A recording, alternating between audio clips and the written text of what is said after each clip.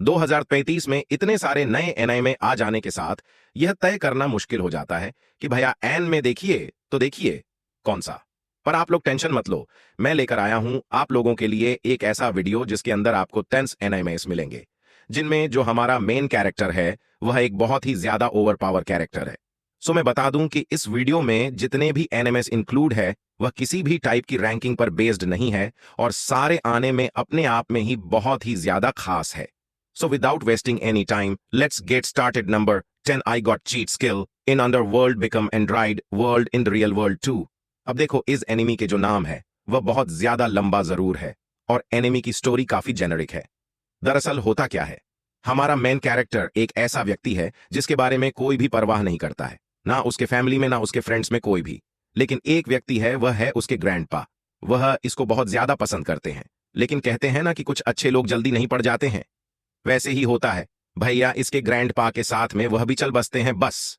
और उसके बाद यह हमारा मेन कैरेक्टर होता है। यह हो जाता है पूरे जीवन में अकेला। अब एक दिन पता नहीं कुछ कुछ कर रहा होता है उसके घर में और देखता है कि भैया उसके बाथरूम के दरवाजे में कुछ चमक रहा है। वहां पर जाकर के देखता है तो उसको वहां पर एक और दरवाजा मिलता है। अब भैया यह दरवाजा एक दूसरे वर्ल्ड से कनेक्टेड है। अब इस दूसरे वर्ल्ड में एक घर है जहां पर दरवाजा कनेक्टेड है और वह घर किसी सेज का था जो कि बहुत ही बड़ा मैजिशियन था। तो हमारा मेन कैरेक्टर जैसे ही उस घर में जाता है इसकी लाइफ ही चेंज रहती है। इस जाते से ही वहां का बेस्ट और बहुत ही ज्यादा पावरफुल कैरेक्टर बन जाता है। So that's the whole story, या यही पूरी एनिमी स्टोरी है। और इनमें बहुत सारे slice of life plus magic scenario है जो कि आप लोगों को देखना चाहिए। अगर ये आने में आप लोगों को पसंद आता है तो नीचे कमेंट सेक्शन में जरूर बताना आप लोगों की क्या थॉट्स इसके बारे में मुझे भी बताना, क्योंकि मुझे ये आने में कुछ खास पसंद नहीं आया, लेकिन एंटरटेनमेंट पर्पस बहुत अच्छा था। Number 9, martial magic and muscles. अब देखो ये जो आने में है ये मैजिक डोमिनेटेड वर्ल्ड है। इस फिल्म के अंदर मैजिक एग्जिट करता है। अब इस वजह से होता क्या है, हमारा जो मेन कैरेक्टर जिसके पास मैजिक वैदिक नहीं है, साले को कुछ नहीं पता मैजिक के बारे में, वह चाहे तो भी यूज नहीं कर सकता मैजिक, पता नहीं क्यों। पर उसकी बॉडी ही कुछ इस तरीके से बनी है कि वह चाहता भी है तो मैजिक को यूज नहीं कर पाता है। अब इस ऐसे वर्ल्ड में अगर उसको सरवाइव करना है तो उसको कुछ ना कुछ तो करना पड़ेगा। अभी मैजिक को हटाकर अपनी फिजिकल कैपेबिलिटी को इतना ज्यादा स्ट्रांग कर लेता है कि यह बन जाता है उस एनाइमे का सहायता मां। अब एक पंच में किसी को मारेगा तो नहीं, लेकिन अगर किसी को पड़ जाए तो उसका थोबड़ा जरूर टूट जाएगा, चाहे वह कितना ही बड़ा मैजिशियन क्यों ना हो। अब यह एनाइमे क्या करता है, उस मैजिक और उस फनी सिनारियो को बहुत ही अच्छे तरीके से हमारे सामने पोर्ट्रे करता है। अब इस एनिमी की स्टोरी अपने आप में बहुत ज्यादा अच्छी है। एनिमी के पास में बहुत ज्यादा मिस्ट्रीज है और ये आने में एक बहुत ही बड़ा कोटेशन आपके सामने खड़ा करता है कि हमारे एनिमी का मेन कैरेक्टर मैजिक यूज क्यों नहीं कर सकता। What is the reason? So इसका आंसर भी आपको थोड़े टाइम में मिल जाएगा। मुझे ये वन ऑफ डेड बेस्ट आने में लगता है और आप लोग को भी इनमें पसंद आता है तो नीचे कमेंट सेक्शन में जरूर बताना। Number 8, help paradise. अब देखो ये एनिमल इमोशंस से भरा हुआ है, इसके अंदर बहुत ही ज्यादा इमोशंस है। हमारा मेन कैरेक्टर ऐसा बंदा है जो कि अब उसके आखिरी दिनों में पहुंच चुका है और कुछ ही समय में मरने वाला है। वह बिट्रेन और लोगों को मारने से या खुद मरने से बहुत परेशान हो चुका है और बस अब मरना चाहता है। लेकिन उसके पास रीजन है फिर से जीने का, वह उसकी वाइफ। कई लोग उसको मारने की कोशिश करते हैं पर बेचारा मरता ही नहीं है। वो सद्दी का पता नहीं क्या है इसके दिमाग में। अब इसको जीना है और यह मरना नहीं चाहता। तभी एग्जीक्यूशन पर आता है और उसको ऑफर करता है। वो उसको एक ऑफर देता है जहां पर बोलता है कि जापान के साउथ में एक आइलैंड है, वहां पर हम लोग जाएंगे। उस आइलैंड को पैराडाइज भी कहते हैं। वहां पर तुम्हें और कुछ लोगों को मिलकर के कुछ ढूंढना है, लेकिन वह आइलैंड मिस्ट्री से भरा हुआ है, कॉन्स्पिरेसी से भरा हुआ है। वहां पर ऐसी ऐसी चीजें हैं जो कि इन लोगों के सर के पार जाती है। ये एक ऐसा निमय है जो कि मिस्ट्री से भरा हुआ है। उन सारी की सारी मिस्ट्री को जानने की बहुत ही ज्यादा इच्छा होती है हर व्यूवर्स की।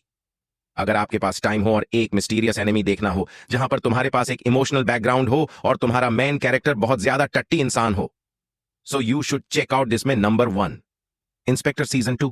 अब देखो सीजन 1 बहुत समय पहले आया था और सीजन 1 की स्टोरी कुछ ऐसी थी कि हमारा जमीन कैरेक्टर है, वह एक ऐसा जीव या कहूं क्रीचर है क्योंकि मर नहीं सकता।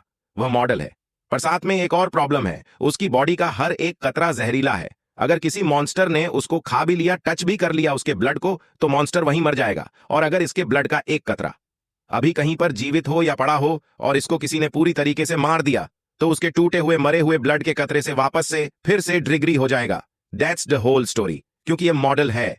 अब ये इस व्यक्ति की स्टोरी है इस एनीमे में, पर इस आर्मी में एक और कैरेक्टर है जो कि एक लड़की है और उसको गॉड ऑफ विजडम कहा गया है। एक ऐसी कैरेक्टर है जो कि रियल लाइफ और मॉन्स्टर्स की लाइफ के बीच में बैलेंस बनाकर रखती है। अब देखो, ये एनिमी एक बहुत ही वियर्ड नैरेटिव को आपके सामने ला करके रखता है जो कि स्टार्टिंग में बड़ा अजीब लगता है, लेकिन जैसे जैसे आप एनिमी को देखोगे आपको नैरेटिव बहुत ही ज्यादा अच्छा लगने लगेगा। सो अगर आप एक ऐसे आईने में देखना चाहते हो जहां पर बहुत सारा मिथी कल क्रीचर के बारे में बात करी गई हो, वो भी जापानीज मिथक creature, so you should check out this anime. इस आदमी के अंदर बेसिकली आपको रोमांस और ईच जैसे शेड भी देखने के लिए मिल सकती है। अगर तुम लोग थोड़ा फोकस करो तो number six forming life in another world ऑब देखो। जैसा नाम है वैसा है ना में। दरअसल होता क्या है कि हमारा मेन कैरेक्टर है वह रियल लाइफ में बेड पर पड़ा हुआ है और भैया उसकी लाइफ जाने वाली है। वो एक हॉस्पिटल में एक बेड पर पड़ा हुआ है और कुछ ही टाइम में मरने वाला है, क्योंकि उसको एक ऐसी बीमारी हो चुकी है जिसकी वजह से ना तो वह चल सकता है ना तो बोल सकता है। उसकी लाइफ है एक जिंदा लाश बन के बैठा हुआ है। अब ऐसी सिचुएशन में उसके दिमाग में चलता है कि क्यों ना मैं मर जाऊं और मुझे ऐसी लाइफ फिर से जीने का मौका मिले जहां पर मैं जो मर्जी वो कर पाऊं। अभी बनना चाहता है भैया किसान, एक फार्मर, और फिर भैया ये मर जाता है। मरने के बाद उसको गॉड एक बहुत ही अच्छी लाइफ देता है।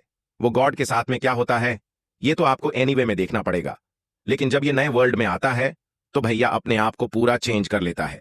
पता नहीं कैसे उसको हर चीज का ज्ञान है। ये बहुत ही अच्छे से फार्मिंग कर पाता है और इस एनिमी के अंदर आपको इजी और रोमांस सेट भी देखने के लिए मिल जाएगा।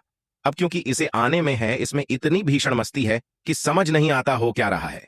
देखो, ये एनिमी की स्टोरी मुझको बहुत ही ज्यादा बचकानी लगी, लेकिन जब मैंने सिनेमा को देखना शुरू करता हूं मैं कभी बंद भी नहीं कर पाया। मैंने जब तक पूरे एनिमी को कंप्लीट नहीं कर लिया, मैंने इनमें छोड़ा नहीं।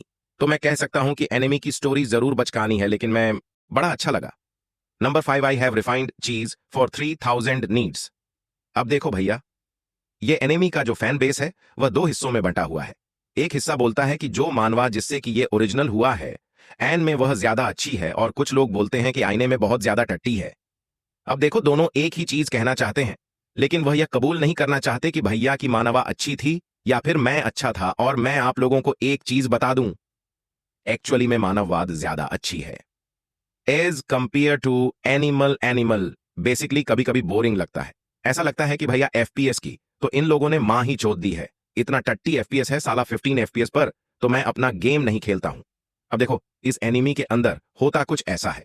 हमारा एक मेन कैरेक्टर है और वह पावर लेवल के पहले लेवल पर ही फंसा हुआ है। पूरे जमाने से अभी तक 3000 साल हो चुके हैं, लेकिन उसका लेवल अभी तक नहीं है। वह लेवल 1 से तो बढ़ ही नहीं रहा है, लेकिन प्रॉब्लम यह है कि भैया उसका लेवल नहीं बढ़ रहा है, लेकिन उसकी पावर जरूर बढ़ रही है।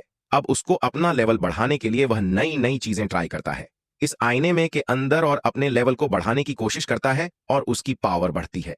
अब देखो, वह one of most powerful character है पूरी की पूरी सीरीज में, लेकिन उसका लेवल 1 है और इस वजह से बहुत सारी मिसअंडरस्टैंडिंग होती है इंसान के अंदर, और जो कि देखने में बहुत ज्यादा मजा आता है। जब बड़े बड़े लोग को बहुत बुरी तरीके से मारता है तो देखो, मैं फनी है, बहुत अच्छा है, लेकिन मैं आप लोगों को रिकमेंड करूंगा कि आप लोग इसकी मानवा जाकर पढ़ो।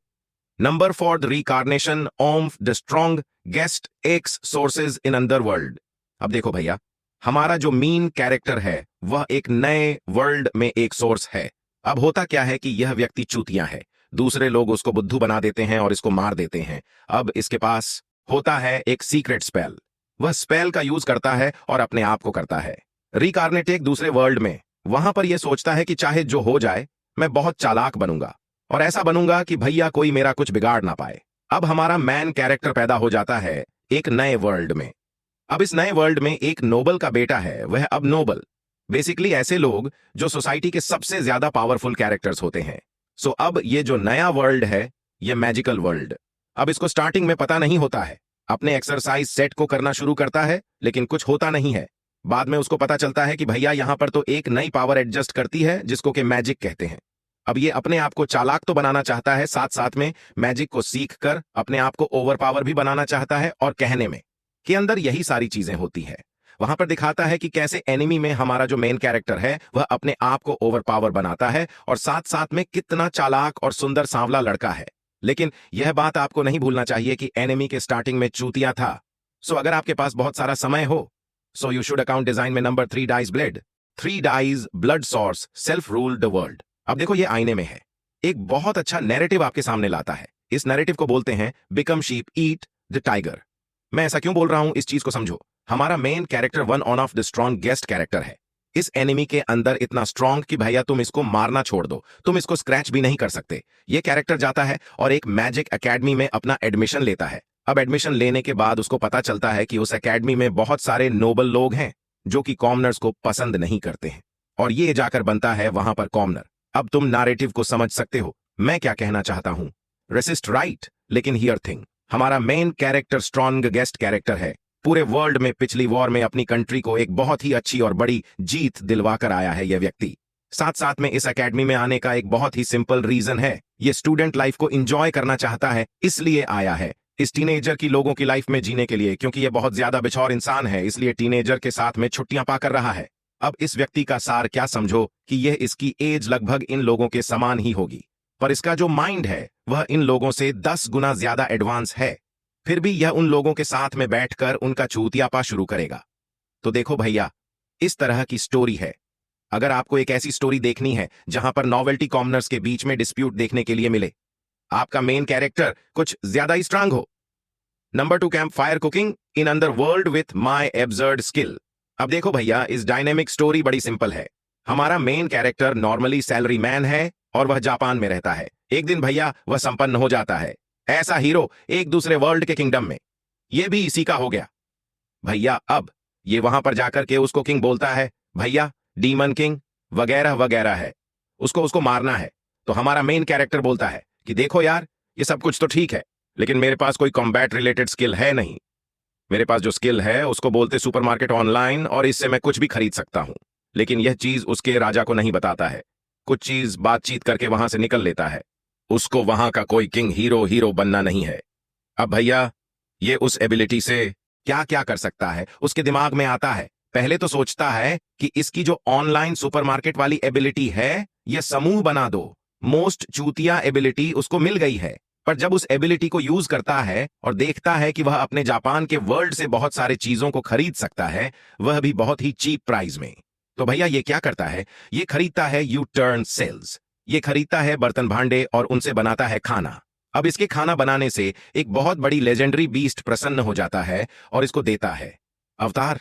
और अवतार में बोलता है कि भैया हम लोग एक कॉन्ट्रैक्ट साइन कर लेते हैं, तो खाना बना मैं खाऊंगा और मैं तेरे को बचाऊंगा भैया। इस तरीके से इन दोनों का कॉन्ट्रैक्ट शुरू होता है और इस तरीके से एनिमी भी शुरू होता है।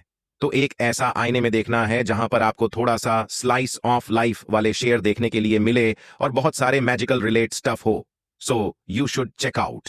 डिजाइन में number 1, chilling in my 30 after getting fired from the demon king army. हमारा मेन कैरेक्टर कभी डीमन आर्मी में काम करा करता था, फिर कुछ समय बाद उसको वहां से एक्स फेल कर दिया जाता है।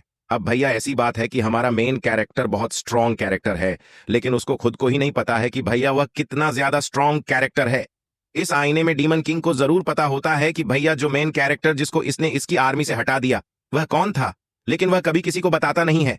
कुछ टाइम बाद मेन डीमन किंग होता है, वह भी अपनी गद्दी छोड़ देता है और अपने छोटे भाई को डीमन किंग बना देता है। अब यह पुराना वाला डीमन किंग और हीरो जिसको इसने निकाल दिया, ये दोनों मिलकर गुस्सा कुछ और करते हैं और एक नया घर बना लेते हैं बहुत दूर, और भैया वहां पर अपना काम शुरू करते हैं। इनका काम होता है यह रियल लाइफ को जीना, बेसिकली बहुत ही ज्यादा नॉर्मल तरीके से।